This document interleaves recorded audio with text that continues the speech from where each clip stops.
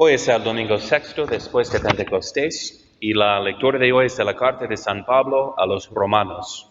Hermanos, todos los que hemos sido bautizados en Jesucristo, lo hemos sido en su muerte, porque en el bautismo hemos quedado sepultados con él, muriendo al pecado, a fin de que así como Cristo resucitó de muerte a vida por la gloria del Padre, así también nosotros vivamos vida nueva. Porque si fuimos injertados en él por medio de la semejanza de su muerte, lo seremos también por la de su resurrección, sabiendo bien que nuestro hombre viejo ha sido crucificado juntamente con él, para que sea destruido el cuerpo de pecado, y no sirvamos ya más al pecado. Pues quien ha muerto de esta manera queda ya justificado del pecado.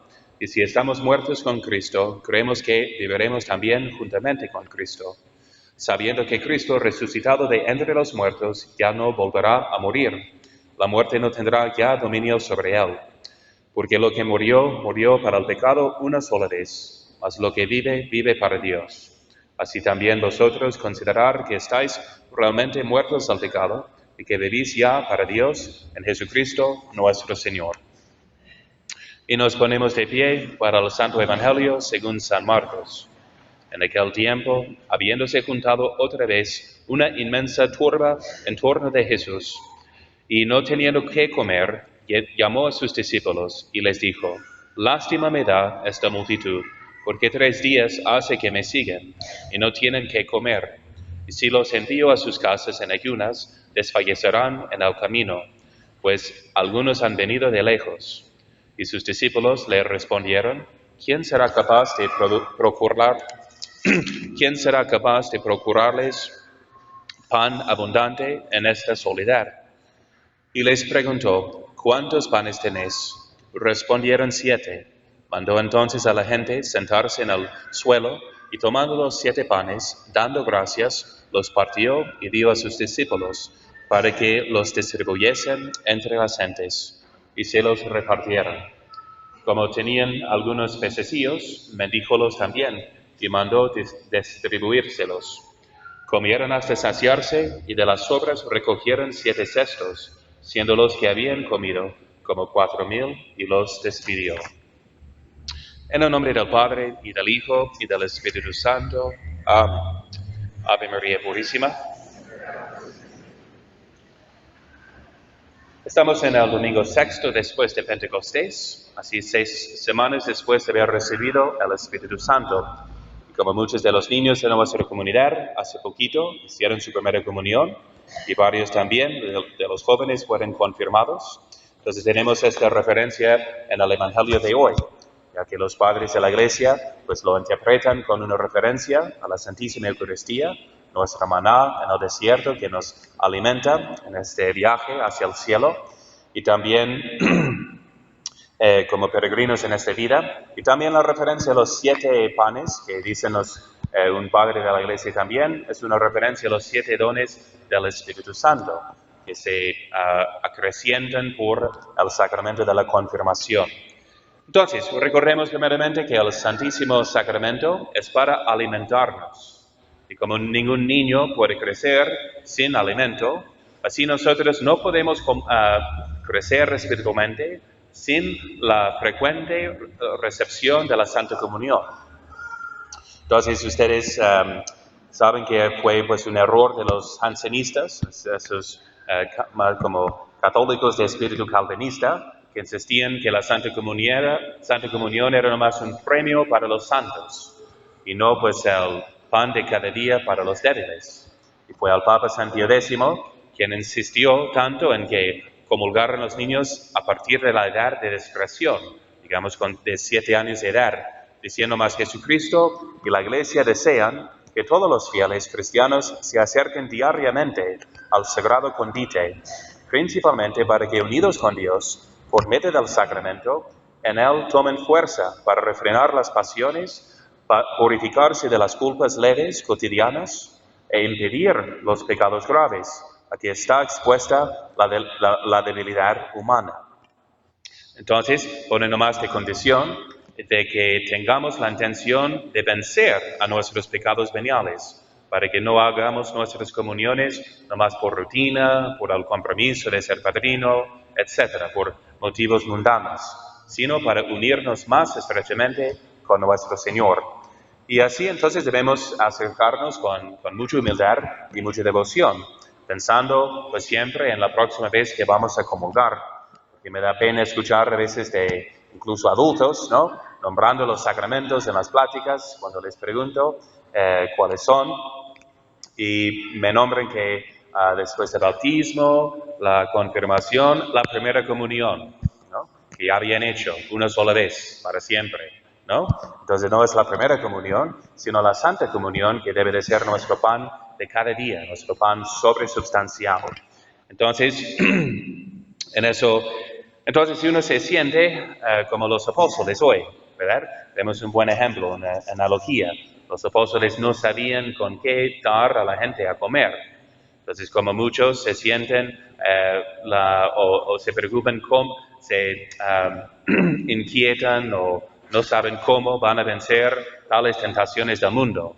No saben cómo van a sobrevivir en el desierto de este valle de lágrimas. No saben cómo van a proveer para su familia y criar a la familia en la virtud, en este mundo perverso, ¿no? Entonces, imagínense los apóstoles que no tenían con qué pues, alimentar a la gente. El Señor les manda ahí con los cestos y no saben cómo va a alcanzar, ¿verdad? Será suficiente para todos, pero andan con fe. Y así es con la Santa Comunión. Entonces, en la Santa Comunión, como decimos, tiene todo deleite en sí. Omni delectamentum in se aventem.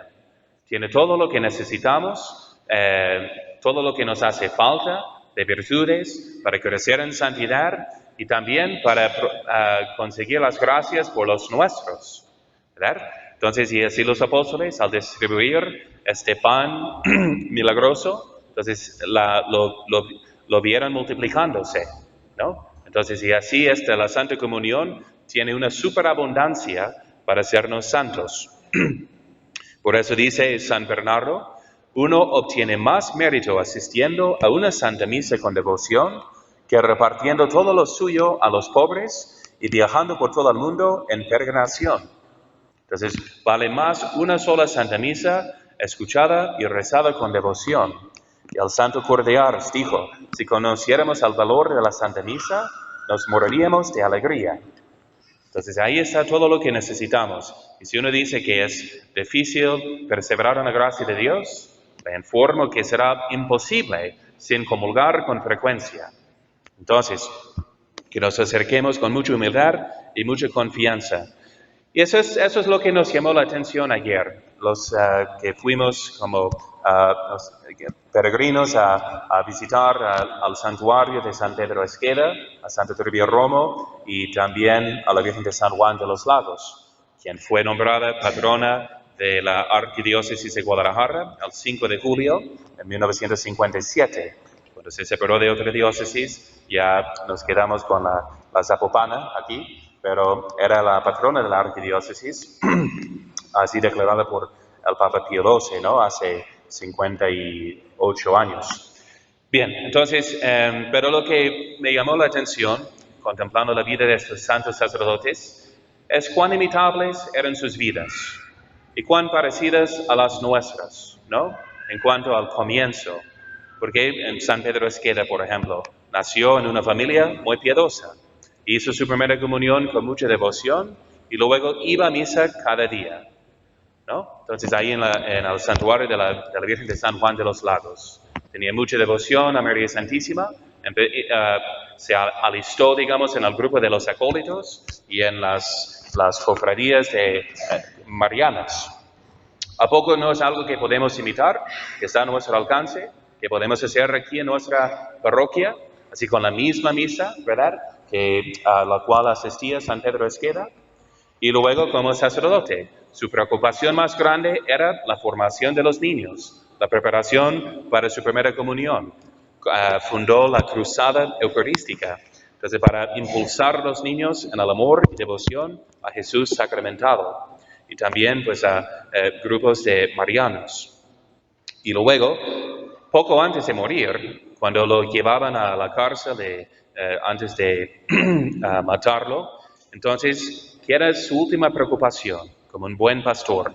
Entonces dicen que el padre Esqueda insistentemente le repitió a un pequeño que caminaba junto a él: no dejes de estudiar el catecismo, ni dejes la doctrina cristiana para nada. Y en un pedazo de papel escribió sus últimas recomendaciones para las catequistas. Entonces era como su última voluntad, entonces, de cómo preparar mejor a los niños para la primera comunión y para que siguieran comulgando con frecuencia. El mismo Santo Toribio Romo, también, a quien visitamos ayer, entonces era su anhelo. Comulgaba desde chico, cada día que podía, entró en el seminario y luego y siguió con este mismo espíritu, diciendo: Señor, perdóname si soy atrevido, pero te ruego me concedas este favor: no me dejes ni un día de mi vida sin decir la Santa Misa, sin abrazarte en la Santa Comunión. Dame mucha hambre de ti, una sed de recibirte que me atormente todo el día hasta que no haya bebido de esa agua que brota hasta la vida eterna, de la roca bendita de tu costado herido. Mi buen Jesús, yo te ruego, me concedes morir sin dejar de decir misa ni un solo día. El último día de su vida, muy temprano, antes de decir la misa, lo encontraron y le fusilaron, y así ofreció su última misa, digamos, con su vida. Entonces, eso era su devoción, y también animaba a los niños en la primera comunión, un poco antes de morir, que dicen con un fervor tremendo, ¿no? De renovar con frecuencia su fe y su amor en Jesús sacramentado. Y que también, entonces, en ese momento tan conmovido, ofreció su vida a Dios para así acabar con la persecución. Entonces, así eran, pues, la devoción de nuestros antepasados. Y es interesante ver que no se mencionan que hicieran muchos milagros, ¿verdad? Entonces, no eran vidas extraordinarias, sino ordinarias con un espíritu extraordinario. El camino de santidad no es en hacer milagros o tener dones carismáticos. Es en recibir los sacramentos con mucha devoción y con mucha frecuencia. Y así todos podemos ser santos. No falta nada más, porque noté en sus historias que simplemente cumplían con sus deberes de estado de vida, con mucha devoción, con mucha entrega. Y el martirio era como la consumación natural, ¿verdad?, de sus vidas ya entregadas al Señor.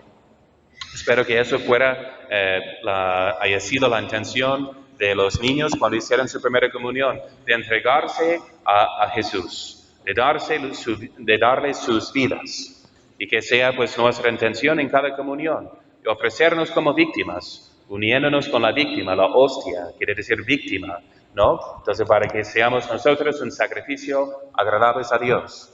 Es todo el simbolismo de levantar la casulla, la casita, ¿no?, que representa el cuerpo místico de Cristo. Como dice el Papa Pío XII, como nos dijo, que todo el cuerpo místico de Cristo es ofrecido en sacrificio cuando se eleva y se ofrece, pues, al cuerpo de Cristo. Entonces, la santidad está a nuestro alcance si solo conociéramos el don de Dios y si solo aprovecháramos, ¿verdad?, la comunión, la recepción frecuente de la Santa Comunión. Y además, como ustedes saben, la tercera parte del catecismo son los sacramentos, y la cuarta parte es la oración. Si los sacramentos nos ponen en unión con Dios, la cual unión comparamos a un matrimonio, por lo cual vinieron las niñas vestidas en sus vestidos de boda, para su boda celestial con el Cordero de Dios. Entonces, si nos pone en unión, ustedes saben también que un buen matrimonio no depende simplemente de una ceremonia, sino de cada día desarrollar esta amistad íntima, ¿no?, esta conversación de corazón a corazón. Entonces, si estamos en unión con Dios por la gracia de los sacramentos, para seguir creciendo en ella, tenemos que conversar frecuentemente con Él, de seguir en una comunión espiritual con Él durante el día, como manda, pues, el apóstol: orad sin cesar. Y digo, esa es la clave. Si a uno le parece todavía pesada la ley de Dios y las obligaciones morales, es porque le falta amor de Dios. Entonces es la clave para nosotros como sacerdotes, ya que nuestra vocación y oficio exige una santidad sólida, ¿verdad? Un compromiso siempre fiel pues a la meditación y a la recepción de los santos sacramentos. Entonces es igual para ustedes también. Entonces si no están enamorados de Dios, siempre van a sentir su ley pesada y luego caer con frecuencia. Entonces, mientras si amamos a Dios, toda la observancia de su ley se hace un gusto, porque estamos sirviendo y amando a Él que nos amó primero, ¿no? Entonces, ¿cómo podemos amar a Dios? Santo Tomás, el psicólogo por excelencia, nos dice, no podemos amar a lo que no conocemos. Y como seres humanos no podemos conocer sin que primeramente percibamos por los sentidos, ¿verdad? Aprendemos por los sentidos. Entonces, ¿cómo crecer en el amor? Tenemos que conocer y para conocer tenemos que ver. Y por eso Dios se hizo visible y habitó entre nosotros. Nos dejó su palabra. Y cuando no podemos comulgar y recibir la palabra encarnada, podemos recibir la palabra de Dios en las Sagradas Escrituras y en la Sagrada Tradición que nos transmiten los santos. Así entonces es siempre comulgar espiritualmente.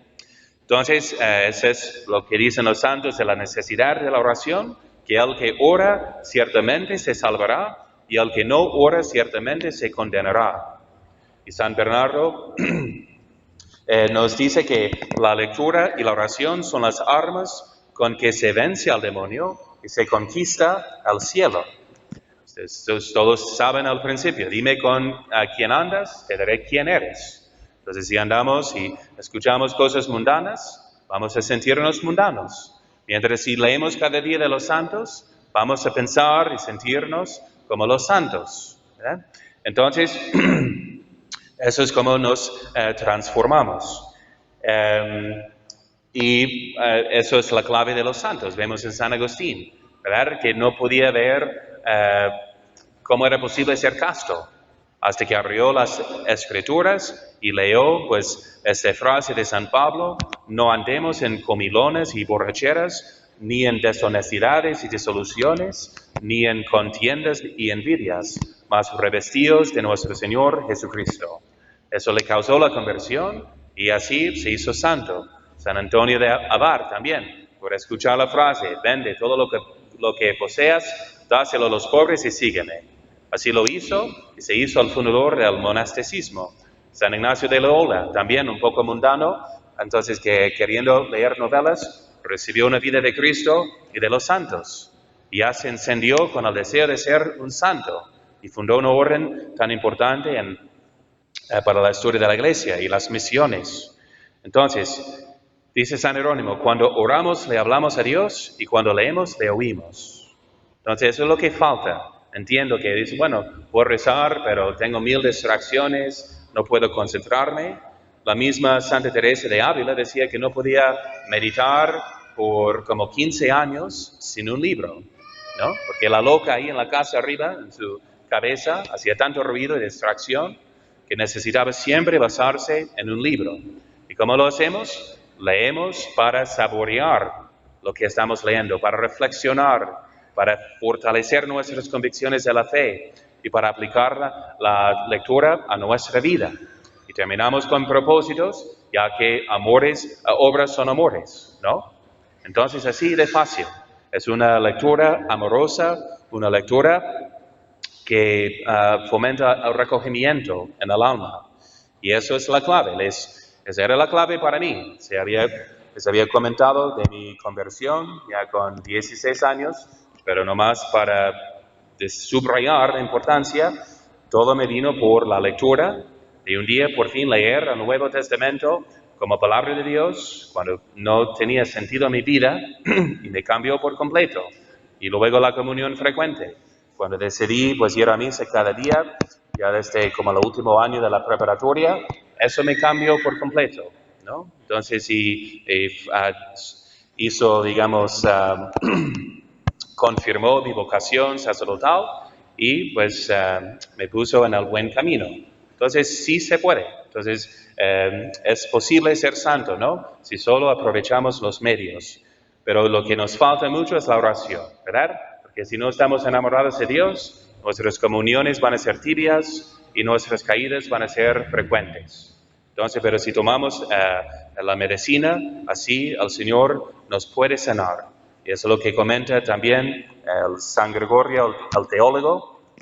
Dice, cuando leo libros santos, el espíritu y el cuerpo me son iluminados y me convierto en el templo de Dios y en el árbol del Espíritu Santo, tocado por poderes divinos, por medio de los cuales soy corregido y recibo un cambio divino, me hacen una nueva persona. Y así sea. María, Madre de Gracia, Madre de Misericordia,